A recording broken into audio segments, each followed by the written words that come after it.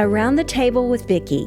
Just like gathering around the dinner table with loved ones and friends, we're here to share stories, insight, and inspiration. You were referencing adding more beds and growing again.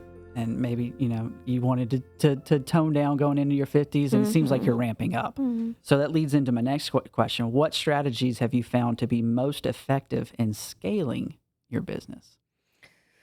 Well, I think a little bit about what you just talked about is when you get the people in the room that aren't really supposed to be there, but they're overqualified, and you have something on the horizon that you're looking at, and you know it's going to take that person to help you get there. You have to be willing to invest in that employee, sometimes as long as a year before you actually get to that spot. And we've had a little bit of a journey understanding that we need to maybe put somebody on payroll well before the opportunity presents itself to expand. And now that we know that, things are so much more easier because we're making an investment in the growth before it actually happens. And I think that's where a lot of entrepreneurs can get hung up on a stump that I don't have that business yet. It's not there. But if God sends you that person, you have to be faithful enough to understand you need to grab that person in order to get to where you're going. And a lot of young entrepreneurs will make that decision based on their cash flow, based on whether it's comfortable to let loose of an $80,000 or $90,000 employee whenever the growth isn't here yet. But what we've learned is you've got to do that first before the growth can come.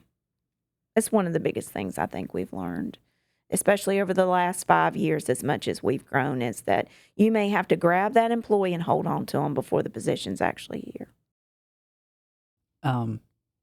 So, obviously there's a lot of companies. I get asked this question quite a bit, so I'm actually going to have fun asking you. How do you manage your time? How do you manage which business gets what percentage of you versus family time? How do you do that? Well, I think one thing, sort of on the last point, is for us, I think as you grow, scale is helpful. The fact that you have grown allows you to have more people and more expertise. So for me, I think as we've grown, business has gotten easier because you're not wearing all the hats. Because as you're a young business person and as you are, just starting your business and have all the zeal, you're wearing all the hats. I mean, you're doing everything. I remember the early days at Spout Spring. If somebody called in, you and me were, putting him in his pajamas in the truck and we're heading down there and working night shift. I'm cooking breakfast. All the different things that you got to do. You did all those things. No, we don't do that now. But back in the day, all those elements of what's involved in whatever your task or your trade is, you need to have done them all and understand what's involved to know what your staff go through.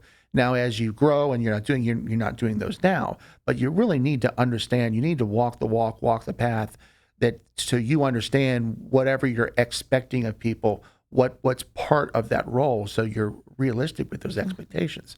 But as you grow, it definitely gets easier. With scale comes more people, comes the ability to pick and choose what you want to do. And honestly, as your goal in your business grows, it's actually sometimes easier to grow more because at that point in time there's more resources and different things. But in the early days, and that's where the make or break point. When you're new in business and you have a new idea, it's all on your shoulders. I mean, you're carrying all the water.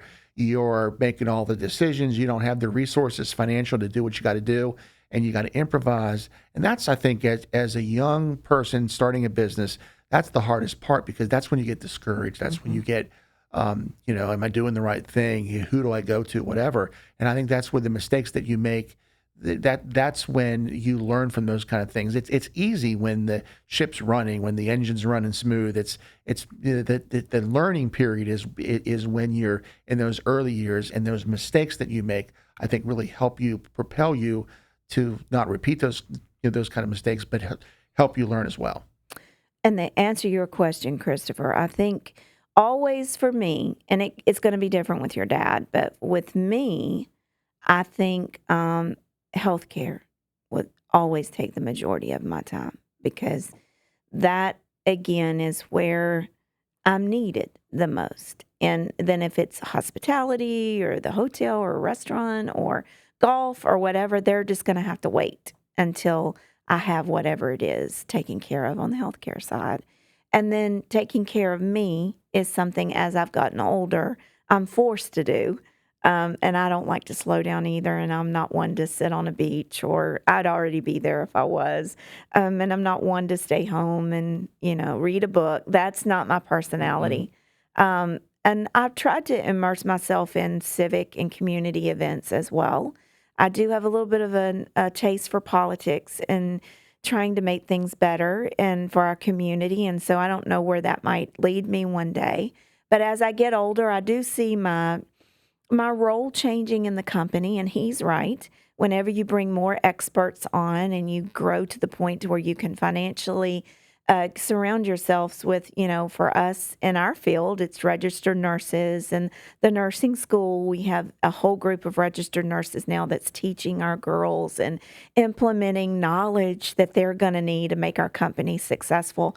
And then I've had the great opportunity of meeting with families, people that are my age now that are placing their moms and dads, and I can actually help hold their hands through a lot of this, and that brings me great joy.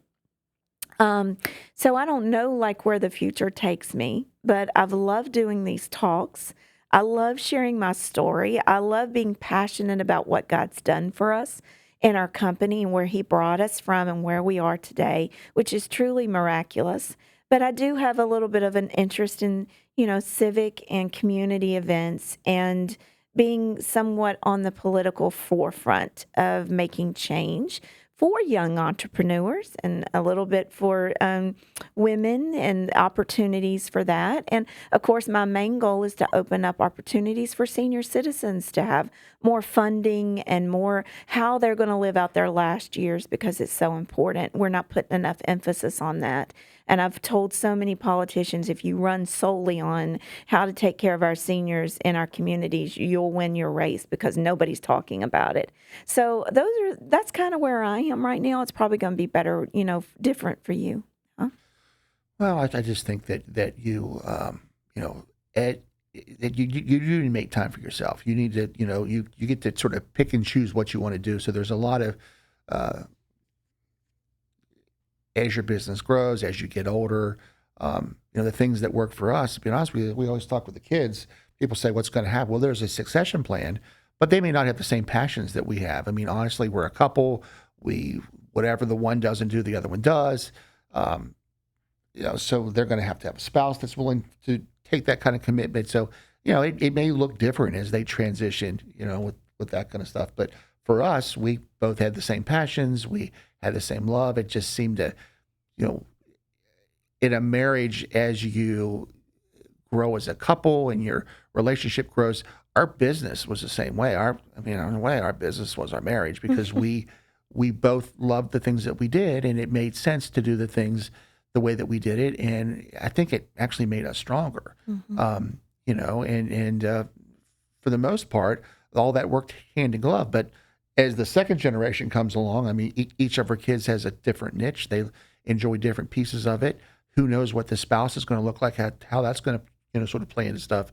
But, it has to depend on what their passion is and what they enjoy doing. And that's sort of set for however they see that. I think as you age, I've always said, like for my parents, my dad worked his whole life and really never took time and never had hobbies. And when he retired, he got cancer and got sick and different things such as that. I think it's important to do the things that you love to make, but to make those kind of times that are important and sort of valuable, so that, work isn't really work. It's something that you enjoy doing. So as you age, you can pick and choose and stay involved. We've been very blessed with the kids, because we have 3 really great kids that have, taken on each section of the company as their own. And that's nothing that we trained them to do. That organically happened. And God, really put them where they needed to be. So it's exciting to think about the future and to think about slowing down a little bit and being able to do things now that we love to do. I mean, I love to be able to speak on things that that matter. And this show has been a great avenue for that. What role would you say that innovation and adapting to change plays in your business strategy? Oh my goodness, so much. I know that's a Yeah. it's a question I think you really want to hit on because I mean I think that's something we've learned through the last 5 years. Yeah. Well, especially honestly, through COVID. you've done a lot of that. I mean, as the younger generation brings Chat GTP and all these different things that you look at that brings. If you're not open to what technology is bringing, you just sort of die. Well, that is something that you spearheaded not only in our family, but in our company, is that you've been telling us for 10 years, Mom, you've got to be able to adapt and change or your business stays stagnant and doesn't grow. And we've kind of listened to you about that. Whatever business that you're in, you better make sure that you've got a budget to be able to make those innovative changes along the way. Stand in front of that. You want to stay in front of technology.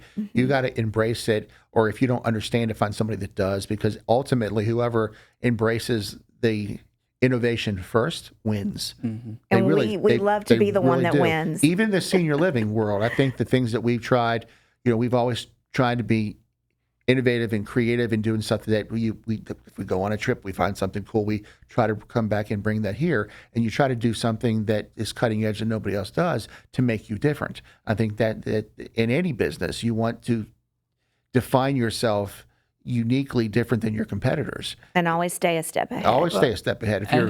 And I think I'll even jump in on my own question here. I think it's so key to whenever your business has the opportunity to grow to the level to where you can hire a specialist in whatever field it may be, do it. Because I mean, in order, again, trying to do everything is just not going to work. As a business owner, you want to bring in people who are smarter and better than you are in those topics, which allows you to dream and create and cast the vision and do what it is that you do. But I think you have to have those specialists as soon as you can get them. If you have somebody working for you that requires you to sit every week and go through what they need from you or what they need help with, then that's not the right person. That person should be able to make decisions ahead of you and then bring what they've done to you. So that's 100% correct. I mean, I've loved watching our nursing program just explode with expertise. The nursing school, here I'd worked with, and we're going to have her on here soon, a lady I started out with at what used to be Camelot Hall. She was the director of nursing. I was director of social services. We worked together 5 years. She was like my sister. And she went her way when I left and started our company and went to work for Central Health and was with them for 35 years. Always was in my way of thinking that I would love to have her on our team. And here she retired 2 years ago and is over our nursing school just doing wonderful big things I couldn't do on my own. But so, again, back in the day, I thought I needed her. God just was saying, he wasn't saying no. He said, not now. 35 years from now, I'll give her to you.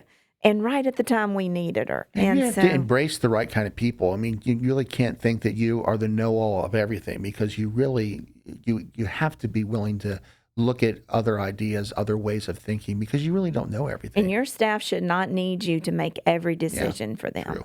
Especially when you get to the size we are. They should be making those decisions, fixing whatever problem it is, and then you coming need to let back. them do that Yes. too. You need to be willing to let them do those kind of things.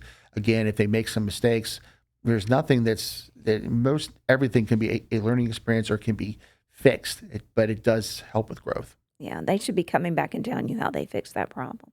And then you can direct, you can teach them. I would have rather you done it this way, or you did a fantastic job, stay the course.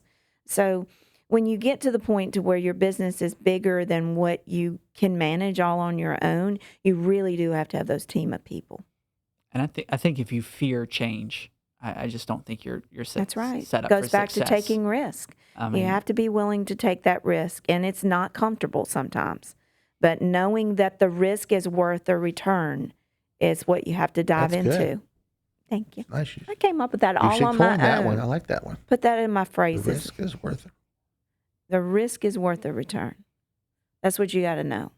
And if you can say that, then that's something you need to go for. And I think it's important too. Like the people around you can adapt to change as well, because that's also a key component. I can't Well, tell you how especially many. with us. Yeah, Yeah. how many times we come up with a plan, or we think we have something set. We spend all of our time getting to there, only to realize and do it, and it's like it's not quite how we thought it would be.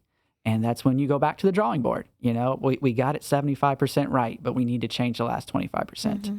And having, for one, willing to admit it's not quite what I thought it was, but then also having the staff and the team that can change with you, because not everybody can change with you. Mm-mm. That's where leadership comes in. You have to, you have to lead, set a culture within your company that, empowers people to, do those kind of things that's outside the box, so that they know that it's okay to explore those new kind of limits, or push yourself to things that maybe you didn't think you could do. So I think innovation is just key to being able to reap rewards that you couldn't have even imagined. Because if you stay innovative and if you stay a step ahead and the first one in line, your business will grow exponentially.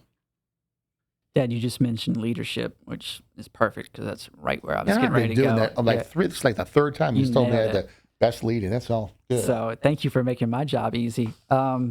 But when you're assembling your inner circle or your team, what qualities do you look for when building those teams? Well, for me, it's flexibility. And we just touched on that because I am still a wife and a mother, and my parents are older now. And so, inevitably I'll be a caregiver. Still, I am to a certain degree for them. And so knowing that somebody's got to be flexible to be in an inner circle. I might not be able to be here at 9 a.m. because I have all these things, places I have to be, things I have to accomplish. But I can be here, and you may have to come in at 6:30 that night to meet with me. And if you can't be flexible, then I don't have any room for you on my team. And then somebody that really takes me to the levels that I need to go to. And that might be somebody that looks at my schedule and says, I know you really want to speak at this today and you don't really feel like you have time. Let me show you how you can get there. Somebody that's always got us in the front of their mind while they're working for us, that how to get us where we need to be. We don't need people to keep us where we are. Yeah. We don't. We need people to take us to places that we can't get That's to another on good our point own. you just made there. That's two Clip of them now that. in like 10 minutes. But I think you're right. You really, because I think once you get to a certain point, it's sort of easy to stay the course because you know what to do. You put it on autopilot. It all sort of runs. Sometimes you don't make changes. You just keep it going. But I think to find those people that push you to be better, to do better, to be best in your field, being okay with having people that may be smarter than you or better than you. Well, I think we love to have people on our team that, again, are I know I do. experts and that can say, have y'all thought this through? This could happen. Are you willing to well, no, I never even thought about that, Right. Right. So, for us, we don't need people to keep us where we are. We need people to take us You're higher. really creating a culture within your company that people know it's okay to do those kind of things. That to you what the standard is, what's acceptable, what the expectations are. Well, and I will say our inner circle is very small, but those that are there are invaluable. Absolutely. Well, Dad, you just did it again. You said the word culture. How do you foster a positive company culture across different ventures? That's not easy, and it's not always consistent. So, I think it again comes from the relationship that you build with your employees, that they believe in you. And for us doing healthcare, they believe in our cause. Right. They believe that ultimately, those long, hard hours that we all put in is for a platform that they can stand on and be proud to say, hey, I work for Runk and Pratt companies, and we are the best in town. And they not only say that, they believe that. And when you get those kind of employees, and whenever you're able to lead them in that direction, they become long-term employees because they've really bought into what your mission is. Now, along the way, what I've learned is you can have a great employee that was on the trajectory for that, but somewhere along the way they lost sight of it, or life got in the way for them. And they made a few mistakes that maybe knocked them off that podium to where they can't say that. They lost belief in you. They lost belief in their field or their profession, and they had to go do something else for a while. Inevitably, Over the last 32 years, most of them come back around Yeah. after they've had their moment of whatever life was throwing at them. And we're not all built the same way. We all don't have, nerves of steel or, energy that just abounds every day. Everybody is different. And so you talked about us giving people second, third, fourth, fifth chances. It's because the amount of time they spent with us, the majority of the time was really, really good. Yeah. And the input that they put in our business was invaluable to us. So when they do come back around, you remember the little ripple that it caused in the water during that time, but then you're able to say their worth was so much more to you than that. So that's what causes repeat chances, because we're all humans. And if you can grasp that as a leader, it's the most invaluable lesson that you'll ever learn in how to lead a company. Yeah, I think you need to give people the room and the flexibility to be able to be themselves and to take those kind of chances and not be threatened by those kind of things, because it's important that you want to surround yourself with people that can make you better, that can push you to have new ideas. So I think that's well said, that you're really looking for folks that can add that to your team. Mm-hmm.